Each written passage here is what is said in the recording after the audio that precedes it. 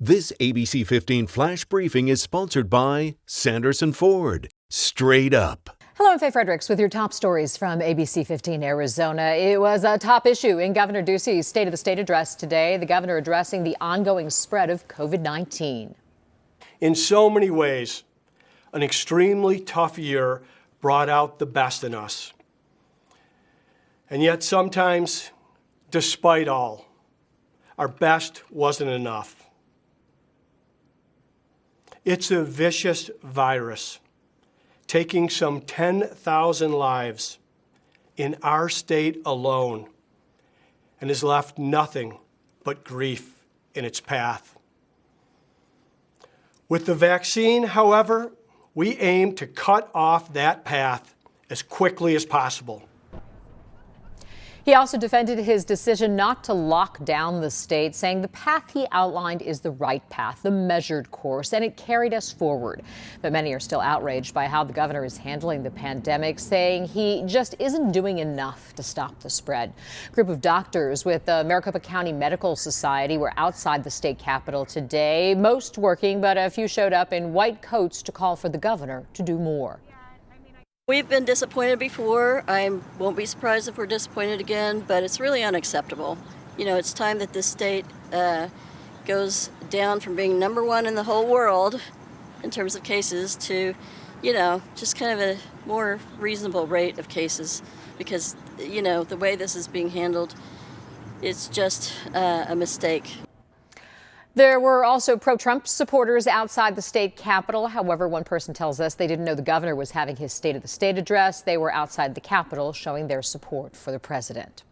Arizona's coronavirus trends are still moving in the wrong direction. As of Sunday, there were nearly 5,000 people in Arizona's hospitals with confirmed or suspected cases of COVID-19. More than 1,100 of them were in intensive care. That's the highest number of COVID-19 patients our hospitals have had to care for since the pandemic began.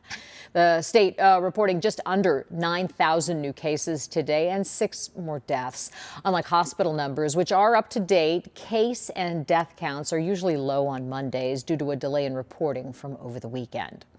Today, Maricopa County launched Phase 1B of the state's vaccination strategy, also opening a 24/7 vaccination site at State Farm Stadium. Registration opening up at 9 this morning, and while there were some difficulties for the first few minutes, the registration website at PODVACCINE.AZDHS.GOV was up and running a short time later. Right now, you do need an appointment to get vaccinated there, but Arizona's Director of Public Health says that could change. We are opening today on a soft launch by appointment only, but we will be in the future potentially accepting walk-ins depending on the demand. So we would encourage everyone to continue using the website or to call to make an appointment.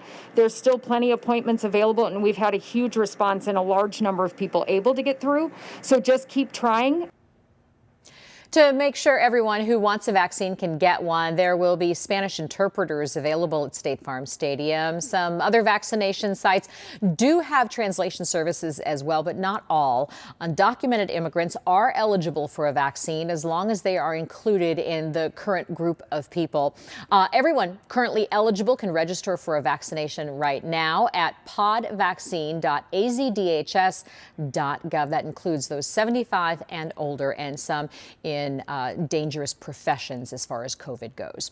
Tomorrow, the Arizona Interscholastic Association could decide to bring back high school winter sports. The AIA has faced backlash, with several Valley districts vowing to run their own tournaments after the AIA canceled winter sports due to Arizona's high rate of COVID-19.